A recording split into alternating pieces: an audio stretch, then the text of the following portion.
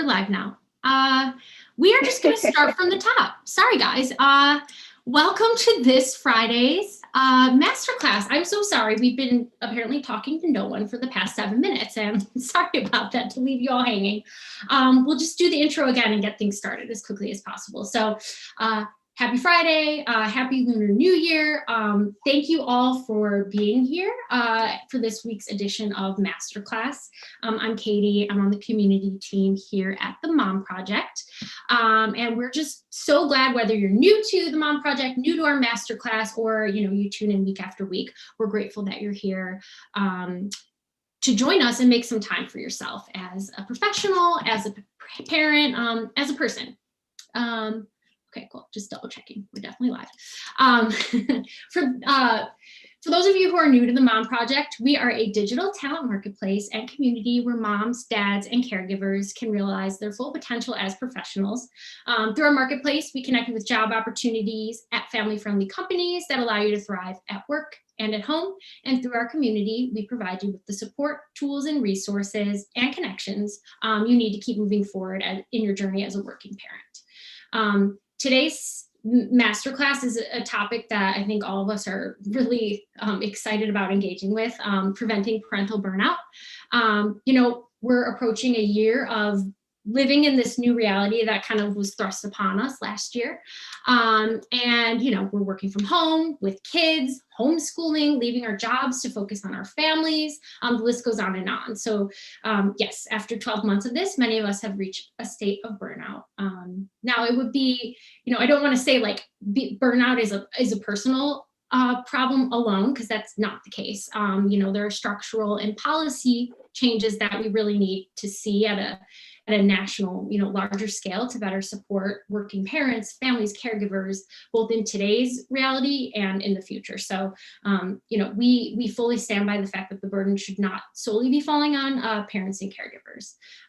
But that being said, the goal of today's session is really to equip you with techniques to kind of push past the burnout and kind of make some positive changes in the right direction with what you do have control over, which is your day-to-day. So we have an action-packed session for you filled with tons of great content. My colleague Jennifer, who's our Mom Success Manager, is manning the chat. So just drop your thoughts, questions, feedback into the chat in real time, and we'll get to as much as we can. And for those of you who are unable to take notes or don't want to, kind of like me usually, we'll be sending a follow-up thank you email to all who RSVP'd with a recording and a few special items from Bee. So without further ado, I am thrilled to welcome Bee Kim. Bee is an executive and life coach, a group coach for the Stanford Graduate School of Business, and co-founder of Awaken. Bee coaches working parents, founders, high potential leaders, and executives, as well as companies like Google and PG&E to help their teams navigate challenging situations. Most importantly, Bee is a mom of two, Owen, who is 5, and Stella, who is 2. So without further ado, we've got a lot of good stuff. I'm passing it over to Bee to kick it off. Thank you so much, Katie, for that introduction. And I also appreciate you naming that there are structural, policy, and systemic things that is piling on to us as parents and adding to the burnout. So there are absolutely things that are not in our control, and that there are things that are in our control. And I appreciate you naming that. So I'm incredibly happy and grateful to be here with you all talking about preventing parental burnout. And maybe preventing isn't the right word. Almost a year into this pandemic, maybe the better word is mitigating or managing or buffering. But we'll definitely talk a little bit about what that means in this context. And I do want to acknowledge before we begin that, our emotional well-being, our overall mental health and wellness, it's a long game, right? It takes a lot of chronic stress to get to this point. So it will also take a lot of time and intentional practice to dig out of it. And so I want to kind of set expectations and set the context there, because it is important that, unfortunately, there isn't this 5-minute magical fix that will make everything better, but there are things that we can do intentionally that will make things better. So with that being said, as Katie already mentioned, I'm Bee. I life and executive coach, speaker, and facilitator through my own coaching practice, Bee Kim Coaching. I serve as a group coach for Stanford Graduate School of Business. I'm also part of an incredible nonprofit organization called Coaching for Everyone, where our mission is to help level the playing field through coaching for serving underrepresented communities. I have two kids, as Katie already mentioned as well. Owen, who's 5, and he would also like to say almost 6, and Stella, who's 2. And I'm already kind of previewing for you the questions that I want to ask you to start off with, which is, what's one thing that brings you joy during this time? And one thing that brings me joy during this time is that 2 to 3 times a week, in the evening, my husband, my partner, and I, we spend a lot of nights working, doing a 3rd shift. Talk a little bit about that. But at least 2 or 3 nights, we like to just carve out some time, drink some tea, and watch Netflix together, and that brings me a lot of joy. And one thing that I'm struggling with during this time, is that the never-ending monotony, right? Like the days feel like they're bleeding into each other. It feels exhausting. I'm in it with you all. We are a part of this community. And it can feel like, how do I add any excitement? It just feels the weekends, the days, the weekdays, they all kind of bleed together. So with that, I'd love to, okay, and I forgot to mention, so it's probably not fair that I had a professional over 1-year-old photo of us looking glamorous and looking our best, because in reality, this is what it looks like. In reality, same bridge, same background, all wearing our masks, of course, with Stella professionally underneath her nose, and mom and dad looking a little bit worse for the wear. So here's where I'd love to hear from you. What's one thing that brings you joy during this time? Or what's one thing that you're struggling with during this time? And you can choose to answer both or just one, but I'd love to hear from you. And Katie, if you I'll go first. Can help read out some of the answers and maybe get us started. For me personally, I have a almost 5-year-old, but I also have a 7-month-old. And while I have been home a lot, has been really awesome to have so much close bonding time with my new little one and my older one, but totally different experience than it was with my first kid. But the thing I'm struggling is, some days I'm like, am I human? Like, I just feel like a robot going through the motions, which you kind of touched on. But let's see what's coming through the chat here. So struggles, no alone time, things people are liking, hiking with my family, extra cuddles and time with my kids, being able to take night walks with my husband, daily check-ins with my daughter, snuggling with pets. Some struggles, no time for myself, working from home with the kids, fighting right next to me. How do I deal with stress versus how my husband deals with it? Another thing, lunch with my kids every day. It's a great one. Yeah. Alone time as a single parent, but still feeling lonely. Thank you for that. And please keep it coming, right? This engagement is not only wonderful to feel like you are a part of the community, and we can learn that we're not struggling alone, and that, those are some good ideas about things that I can do to bring me joy. But I also want to just acknowledge for you that this is very common. I'm hearing a lot of these things, a lot of commonalities and themes around having more time to spend with my kids. I'm struggling with boundaries. I'm struggling with things feeling monotonous. I'm struggling with trying to find time for myself. So please keep that coming so that we can learn from each other. So what are objectives for today? So there's 3 main objectives that we'd like to cover. The first one is, let's actually talk about what parental burnout is and distinguish that from professional burnout, because that's the usual context that burnout is spoken in, and identify the 3 main symptoms. Then we'll learn and apply some practical tips to address burnout. And then this last one here is that in all of my talks, in all of my webinars, workshops, my coaching sessions with clients, I don't want this to feel like some kind of academic exercise, like some theoretical, okay, that was great, and then nothing happens, right? Just that was it. That was 1 hour of your life.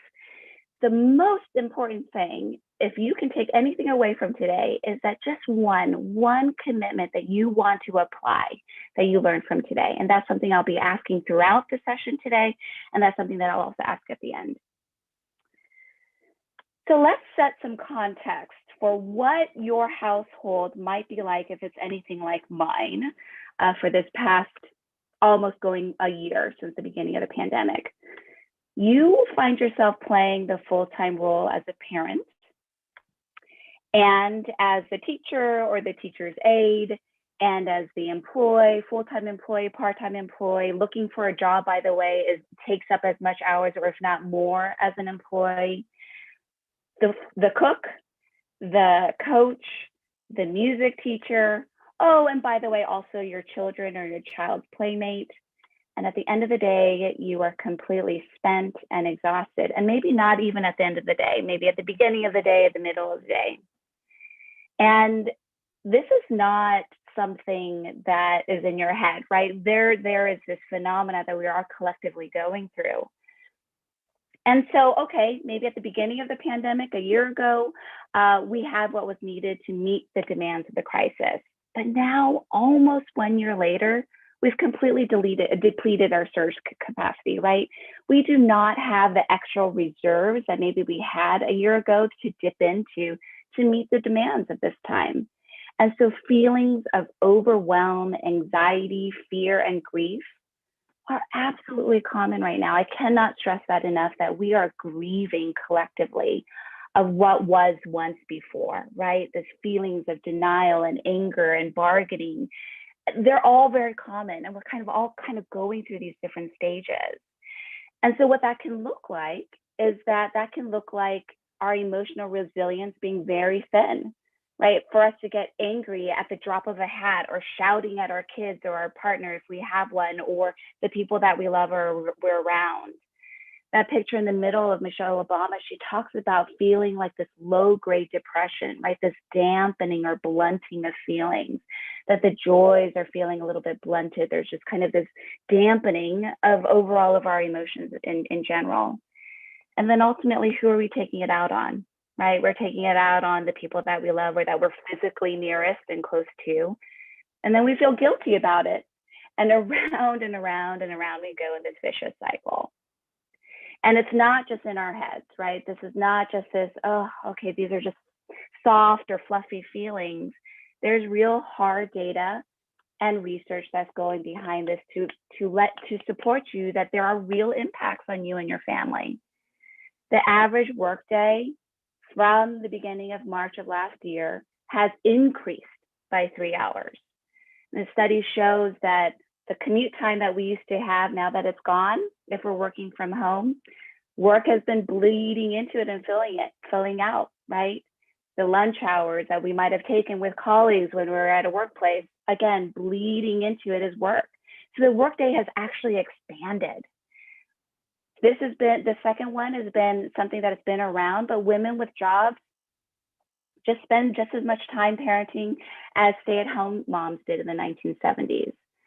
So there's something called the second shift. We're working during the day, and then we're also now coming home, or we're staying at home, living at work, and we have full-time parenting responsibilities. So it's 2 full-time jobs.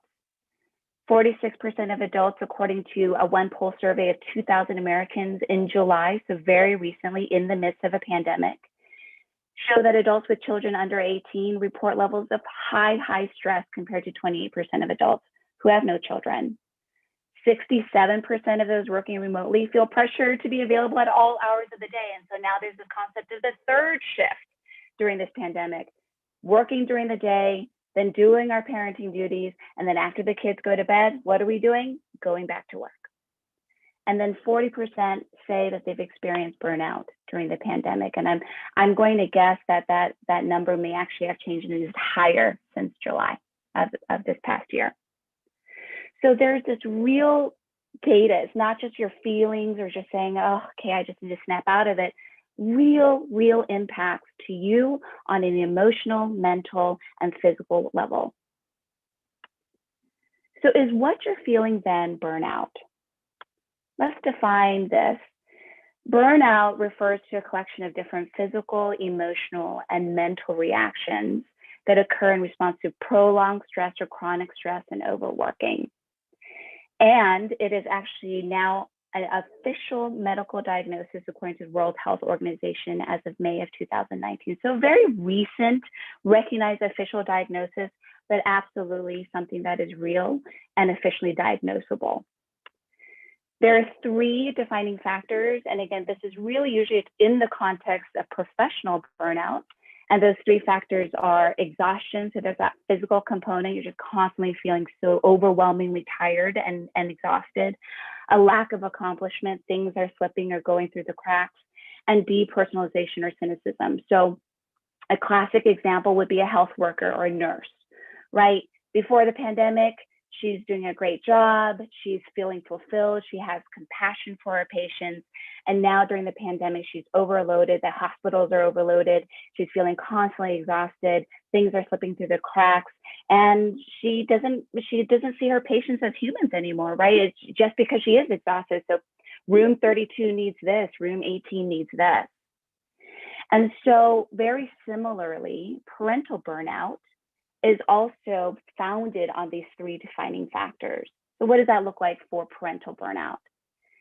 It also looks like emotional exhaustion. You have absolutely zero energy. You're waking up feeling exhausted. You feel used up. You feel like you're at the end of your rope. There's also this lack of parental accomplishment. You've noticed that things have been slipping. Maybe the capacity that you have, there's no more joy or pleasure in parenting for you. And there's this emotional distancing. So you're noticing this pulling back from your child's day-to-day well-being and education, homework. You really couldn't care less. There's just kind of this feeling of bluntness that you have when it comes to feelings towards your children. And then the last piece around parental burnout is that there is a marked shift or a change in behavior in how you act and feel towards your family and towards your kids specifically. It's important to note that it is a separate phenomenon, right? So you can be totally detached from your kids and feeling burnt out in the parental space and be well functioning and feeling energized with your colleagues and brainstorming and strategizing at work. And you can be totally overwhelmed at work and then feel joy and energy and pleasure in parenting. So they are separate. However, it's important to know that if either kind of burnout is ignored, it will absolutely bleed into everything. It can affect everything. So it's important to identify some of the symptoms wherever they may be and to address it immediately. This last piece here before I talk about the strategies and tips is I think it's really important to distinguish the difference between stress and burnout. So they are the same side of the coin because burnout is a result of chronic stress, prolonged stress, right? But the difference is that stress is this characterization of overengagement, hyperactivity. Your brain is going 1,000 miles per hour. There's this sense of overwhelm, urgency, and maybe a loss of energy because of that, right? You feeling like you're drowning in responsibilities. And it can lead to feelings of anxiety disorders, and anxiousness. But if stress is feeling like you're overwhelmed and feeling like you're drowning in responsibilities, then burnout is feeling like you're completely dried up. There's nothing. You're running on gas fumes. It's characterized by disengagement. Your emotions are blunted. You're feeling helpless and hopeless. There's this loss of ideals or hope. You feel yourself withdrawing from your family, from your community, from your loved ones. And it can lead to detachment and depression. So again, same sides of the coins, but they're different in that way. And often someone who's feeling overwhelming stress, they can often think about if the stress was removed, I'd probably feel better. For someone who is feeling burnout, it's hard to feel or even think that they would feel better. So what can we do about it? If we talked about what some of the defining factors are around burnout, let's talk about some strategies to prevent or mitigate burnout. And before I do, I always like to take a quick note on resistance. It is very natural for us as human beings when faced with change or saying that we need to change something, for us to have a knee-jerk reaction and a feeling of resistance. And so if and when you feel that in today's discussion, my request of you is that you replace I don't have time for X with X is not a priority for me right now, and see what that does for you. That might shift something. So I don't have time for exercise. Yeah, I've heard it over and over again. I don't have time for exercise, B, so that's not helpful for me.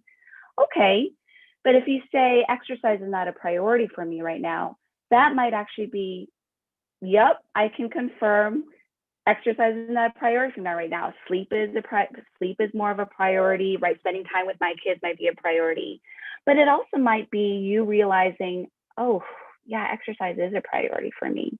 So what does that mean? What needs to change or be different for me to make sure that I align my actions to the things that I say is important for me?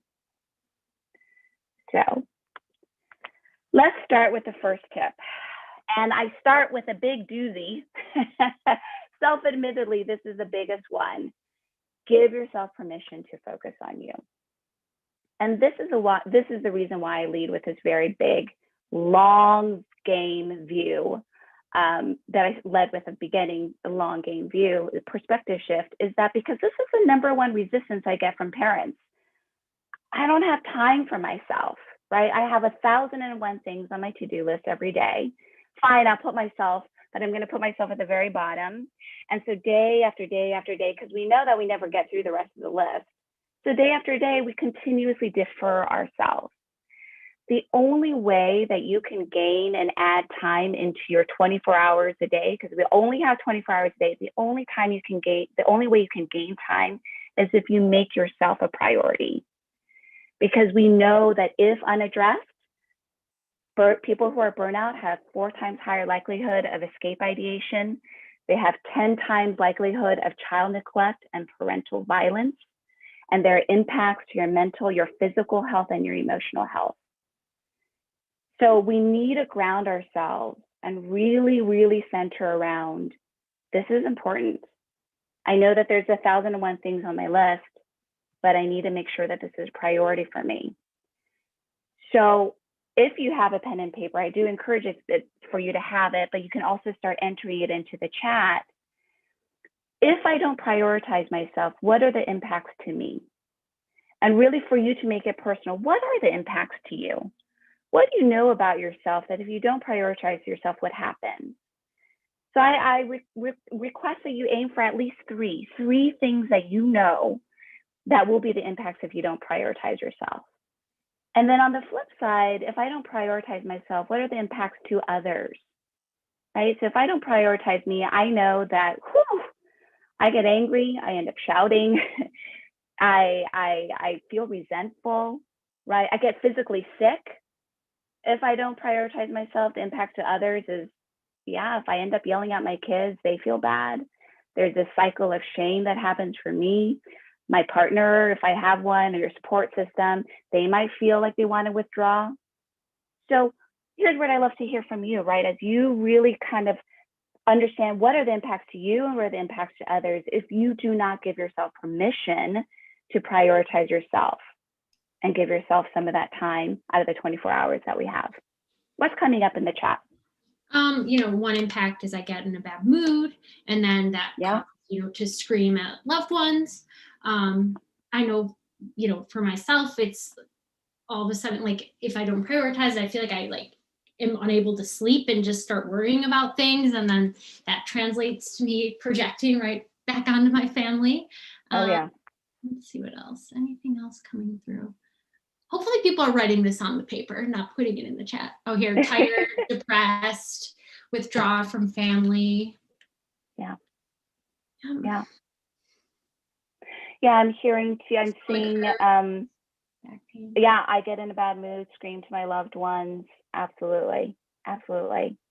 Keep these coming. Again, this is the only way that you can gain some time is if you make yourself a priority. That truly is the biggest shift. And it is a long game view, as I talked about in the beginning, but it is absolutely the number one. I lead with it because it is the number one thing that can be most transformative. So then the second one is also a really big one. By the way, I lead with 3 really big ones in terms of long game views, and then I get a little bit easier. So for tips 4 through 7. But the second one is replacing perfect with good enough. So there's a landmark study around parental burnout in 2018, and it's the one that all researchers, all articles, if you look up parental burnout, this is the research study that they point to. And out of this 2018 Belgium study around parental burnout, The number one predictor of parental burnout that they discovered, which was a surprise for the researchers, is the high internal expectations and ideals that parents have around what a perfect parent is supposed to be like. And I actually think that's really good news. That's good news because that's something that you can do something about, that you actually have control over. So the number one predictor is high internal expectations that parents have. And intensive parenting, I mean, we're living in an age of intensive parenting, right? And it is absolutely a disservice, not only to you, because then the result is that you're feeling burnt out, but absolutely to your kids as well. So there's a study around what creates secure attachment between parents and babies. And the research showed that it only takes you 50% of the time for you to reach out to your kids when they're crying to create a secure attachment, which is often a really big surprise for people. They're like, what? I would have guessed it's 90% or 95% that's necessary for you to react to your child crying for there to be secure attachment. But what the study showed is, no, it's 50% of the time. And yet we're living in that social structure. There's this pressure that we have, that we've got to be the best worker, full-time employee, and that second shift of that full-time mom. And it's adding up. It's adding up to burnout. Also, we know that there's the sense of codependency, the helicopter parents, right? These parents where then it actually leads to codependency between parent and child with this intensive parenting. So what does replacing perfect with good enough look like? Nails it, right? With a not perfect cake, but the key thing is you made the cake, and or the child has the cake, right? You bought a cake. So this second exercise, and if you want to do that with a pen and paper, is really, what are the things that you have, these ideas, ideals that you have that you think should be perfect? And then what are some areas where you can really replace that with good enough? Because again, it's these high ideals that is the number one predictor that you will burn out. So some examples can look like, and these are real examples that I've heard thematically across the board, whether you're a single parent, whether you're a caregiver, whether you're a mom, a dad, a grandma, a grandpa, right? Every moment with my kid needs to be quality time. There's that pressure. Oh my gosh, I feel so guilty that I'm not spending more time with my kids when they're next to me, or that I'm not mindful of the time. Home cooked meals, feeling the pressure to make sure that everything is nutritious, that I'm not, cooking all the time. Being available to everyone 24/7, whether that's your work, whether that's your family, whether that's, ailing parents, people in your community. Glitzy slides, re-edited emails, over-rehearsed presentations. Everything needs to require my attention, right? I need to say yes. That's the ideal of perfect. And what can replacing with good enough really look like? How does that translate so that you're giving yourself and buffering those expectations? And again, really around that perspective change. So maybe it's not every moment with your kid has to be quality time. Maybe it's these specific moments that are time blocked. Bedtime routine is mindfulness, 15 minutes of one-on-one time, playtime.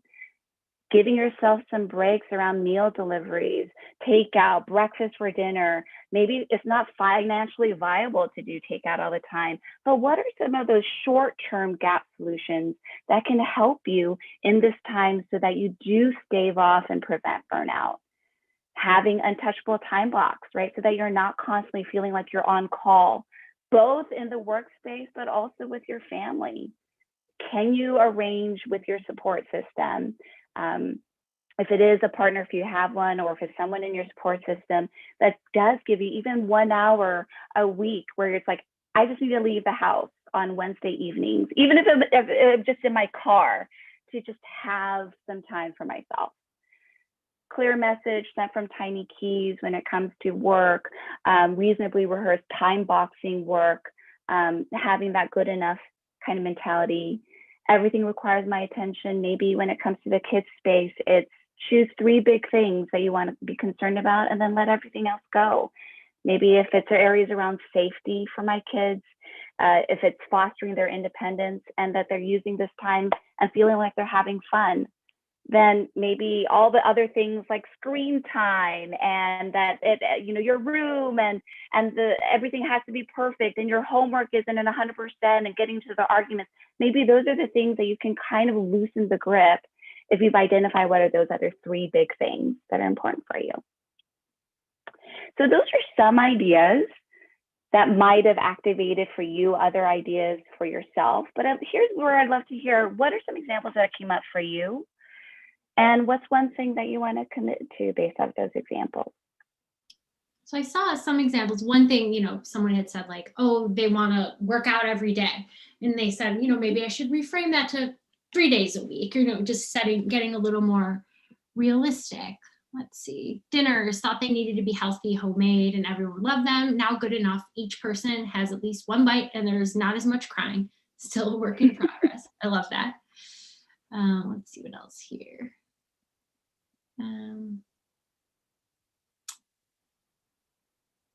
Let's see. Oh, had to let go when it comes to household stuff. The kids loading the dishwasher may not be the way I would do it, but the dishes are clean. Good enough. Love that.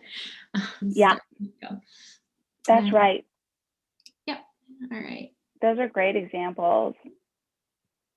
Yeah. And I see a question coming just as Jennifer's putting into the chat here that I can see is, I have a hard time asking for help. I feel like a burden on people around me. Thank you. That's a very vulnerable thing for you to say. And absolutely.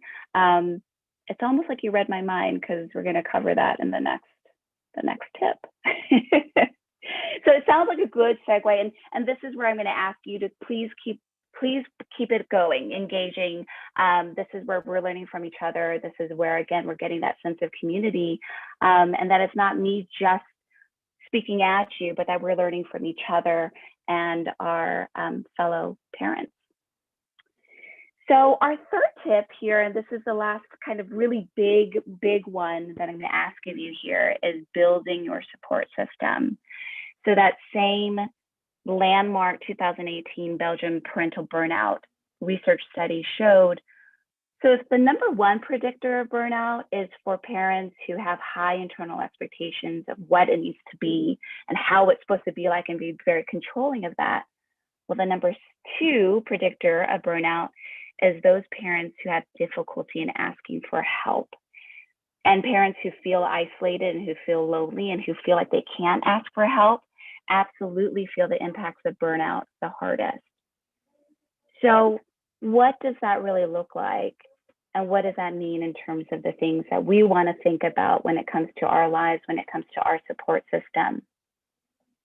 And so this is where I'm going to ask you truly, right, whether it's like, oh, I have a difficulty asking for help, but truly, let's even just first start about who can help me, who or what can help me, because we often don't even just put some brain power into that. So who are some people, or what are some things that can support me with tasks? Specifically, what are the tasks that I can outsource or ask help for? And then who are the people or what can support me around the emotional aspects of that? And so as you're thinking about it, and maybe if you're putting it into the chat already, here are some examples that might help the creative juices flowing. So whether it's, some aspect of childcare, and I know especially during the pandemic, that might be a really difficult thing to do. Some examples from real parents that I've heard that I've seen work well is, is there a friend? Maybe it's a childless friend, or maybe it's a friend where you have play dates, depending on how old your kids are, right? I know that every family is different. The makeup is different, but there was an example of someone who actually does story time every single day for their friends' kids, reads for an hour over Zoom to their kids, to her friends' kids, right? So gives that mom a break, gives that parent or caregiver a break, and allows for the kids to still be engaged. Are there specific friends or examples or families or neighbors that can help with that, and that kind of exchanging of task-related support? Community-based parent groups. I know that the community parent groups around, in my community, we have help around meal planning. So there's some kind of things that help in that arena. Gardener, cleaner, parent helper, grocery delivery. Again, I know some of these things are, depending on your financial resources, may or may not be viable. But as you think about it, this comes hand in hand with that good enough, replacing perfect with good enough. Do you need to make sure that you're spending all that time cleaning every Sunday for 3 hours? Is that something that, what is that good enough version? Or what are the things that you can have for grocery delivery or not? And then in the emotional realm too, right? Absolutely. First and foremost, is there someone that you can talk to get emotional support? A lot of employee resources. If you don't know already, if you have a partner, if you don't, but there's employee assistance program benefits that offer mental health and therapy related services. If there's specific friends, parent groups, online communities, Facebook groups, things like that, again, so that you don't feel isolated. And mom projects, right? We're here right now getting a sense of what building that support system can really look like for you. So you know the drill. This is where I'd love to hear from you, and also that the community and all of us can hear from each other. Who or what can help you in the tasks area? Who or what can support you in the emotional area, so that we are staving off and preventing some of that burnout that we might be creeping in and feeling? What's coming up? Some interesting, my brother lives in London and he reads stories to my girls via Zoom. Asking grandparents to read to the kids for an hour each day. I know my mom and my mother-in-law both just like play with cars on their end of the FaceTime and watch my kids for an hour while I'm in the other room. Yeah. Also, in term, no childcare if people aren't comfortable letting other people come into their homes in this time, like how can we kind of work through that? But, leaning into some of this digital stuff. Let's see, Instacart. Somebody talked about Shipt earlier as a way to outsource some tasks. Yeah, meal prep companies. I know I'm a better mom and wife when I don't stress about dinner. Let's see what else. Lots of good ideas in here. And I'm requesting that you keep on coming, because I'm seeing, and I'm only seeing a select few based off of what Jennifer, thank you, Jennifer, passing into the chat that I have visibility into, but definitely a lot of people asking about, there's no childcare. It's a real big hurdle. What are other people doing? Some feelings around Zoom, like too much screen time for kids. I need to get more comfortable asking my babysitter to help with tidying up. Oh yeah, having that kind of as an ask, and giving yourself permission to see what are the things that you can ask for in terms of support. And so I'm going to continue to encourage, let's learn from each other, bring that in, right? Other examples around that is really, what are some of the big things that you want to solve for in the good enough area? And if you're feeling guilty around screen time, are there some things that kind of allows you to kind of let things go for your kids, again, depending on the age of your children? I know that there are services, especially if you're local libraries, that might provide programming for kids, for story time, for craft time, for science experiments. So local libraries often have those types of things. Also, your local community center, Boys and Girls Club, if you're a part of any churches or different organizations of that, they also provide a lot of different types of programming that can help give you some of that buffer and space for yourself. So keep it coming, absolutely. Oh, I have a monthly Zoom happy hour with my other mom friends where we connect and chat. Awesome. I love that. That's great. So here's the last kind of 4 to 7 tips. And this is where these are more foundational at the physical level that will impact you at the emotional and social level. But as we know, foundationally, you need to take care of your physical being because it will impact everything. So tip number 4, sleep. And again, maybe you check some of that resistance if you're like, oh, yeah, well, we know that sleep is important. Absolutely. Sleep is important. It is one of the key and research-backed proven ways to help prevent and buffer against burnout. And the key number here is 7 hours. 7 hours of sleep. There was a sleep study in 2003 that showed adults who didn't sleep for 48 hours straight, assessed themselves. They did very poorly, as you would imagine, on the assessment. And then when they self-assess themselves, they're like, yep, I did really poorly. I know, I'm exhausted.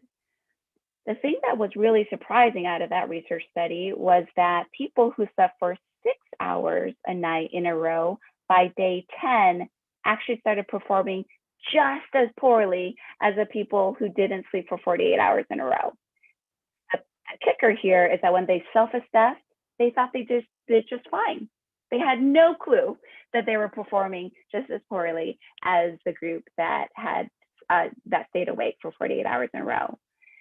And so this is where, if you're kind of feeling some of that resistance or understanding, my request of you is not for you to feel guilty because there's all these other things that may be impacting your sleep. And definitely sleep insomnia is a big impact from stress during this time.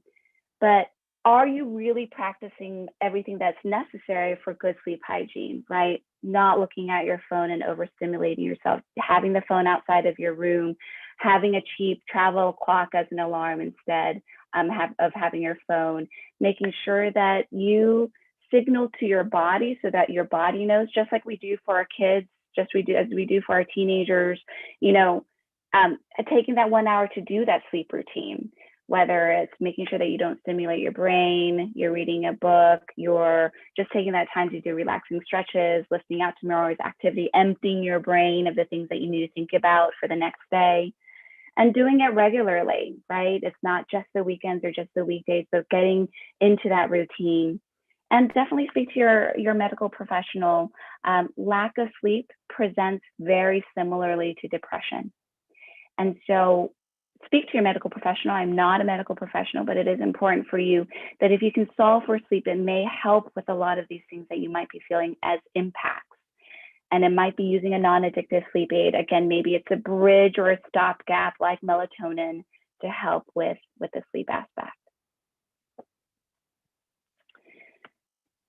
The second one here is getting the physical exercise. Again, very research proven. Anything around burnout, if you look at any of the research cases here, you will always see physical activity as one of the biggest things that you can do to prevent burnout. And here is why. So there's a wonderful book that just came out from doctors Emily and Amelia Nagoski called Burnout: The Secret to Unlocking the Stress Cycle. And the whole idea behind that is that physical stress is a physical response. Our body is responding physically to that. And so we need to speak our body's language to let our bodies know that we're safe and to get out of that fight, flight, or freeze mode. And the number one thing, the first line of attack in the battle against burnout is to speak the body's language through physical exercise. So it doesn't have to be this all or nothing thing that we have, which is like, oh my gosh, I don't have 30 minutes or a 60-minute time block to dedicate to exercise. NPR's Life Kit has a fantastic podcast series talking about how to make exercise stick. And it's additive. Exercise is additive. So if it's a 5-minute walk here, if it's doing 10 jumping jacks between meetings, if it's just running up and down the stairs with your kids for a couple of flights, right? It doesn't have to be this all or nothing thing. The key thing here is to move your body. And it's incrementally and additive for you to speak your body's language. The next one, tip number 6, is meditating in mini increments. Again, you probably already know it. You know that there's so much scientific backup to why meditation and mindfulness is so important for you. And it's exactly that. It's because we're, again, speaking our body's language and signaling to our body that we are safe, that we can get out of that fight, flight, or freeze mode, especially if you hold anxiety in your body. Now, as parents, I'm not going to ask you, first thing in the morning, dedicate 60 minutes or 30 minutes to meditation. Like, if you do that, that's wonderful. But I know I don't. I know that I don't have that time and the ability to do it. But it can take simply 3 breaths. So the actual real key is to do a full exhale, depleting your lung completely of air, that then signals to our parasympathetic nervous system that we are safe. Because you can't do that when you're under stress. So when you do that, your parasympathetic nervous system is like, I'm safe. Now I can, divert energies to digesting food and to sleeping and those types of things I wouldn't normally do if I were under high stress. So I want you to do that with me right now. Just one full deep exhale. So just an exhale.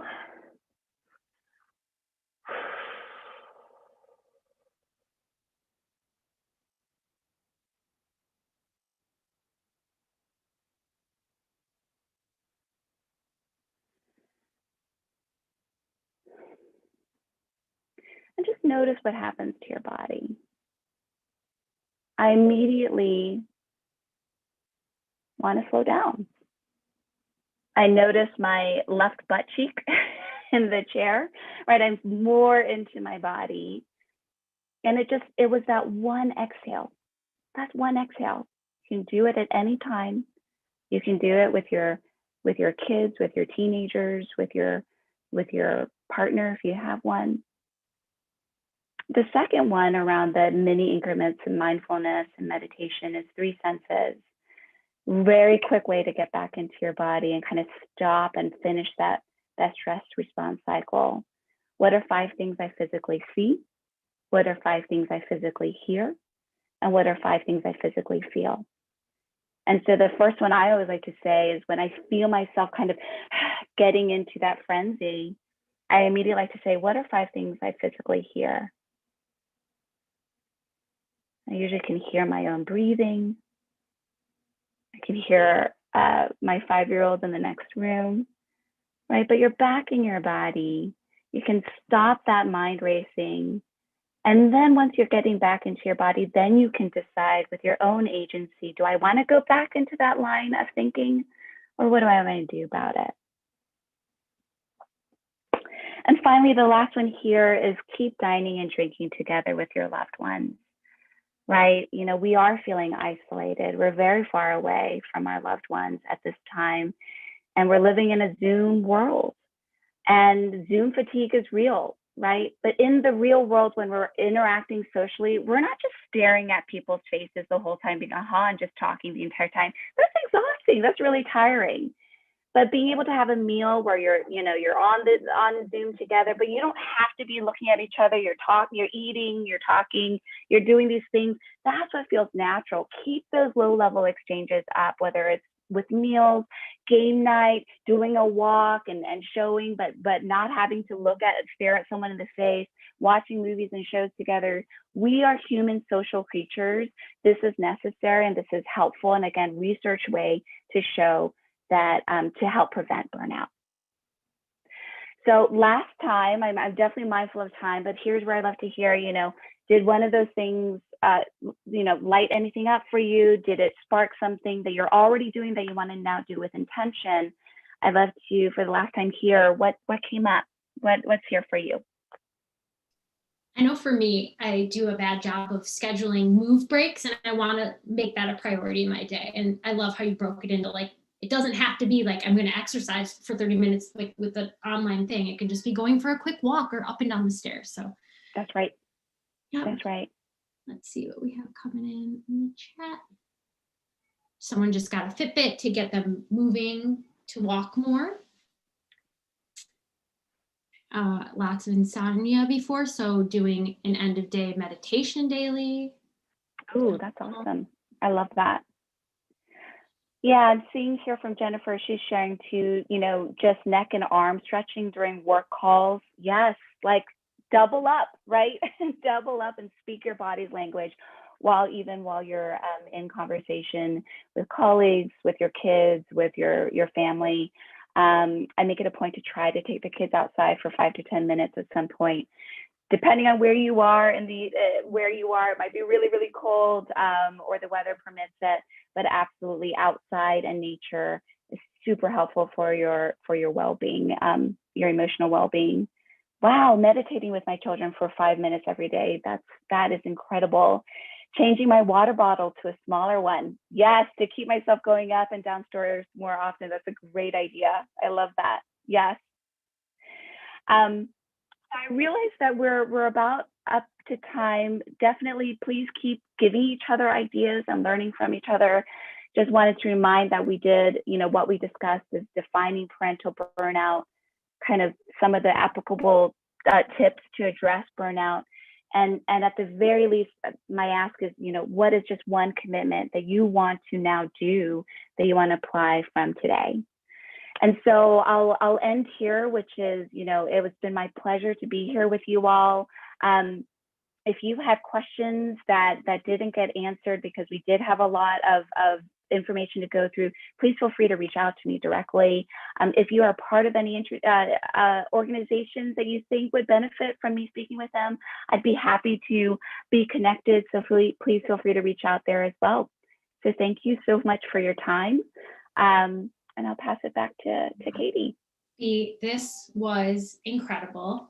This is what I've been needing for a while now, and I know a lot of individuals in our community also have needed this. So thank you for breaking this down into such tangible pieces. And I feel a lot more hopeful that, I can address some of this stuff that's been holding me back for quite a few months now. So and thank you everybody for joining today. As I said before, stay tuned for the follow-up email with the recording of this session so you can watch again, and some goodies from B.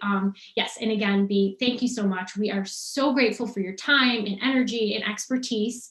And yeah, I hope everybody has a great weekend, and I hope you take everything you learned today and hopefully can make a little progress and get some of your energy back. So yeah, thank you so much, and this was a great session.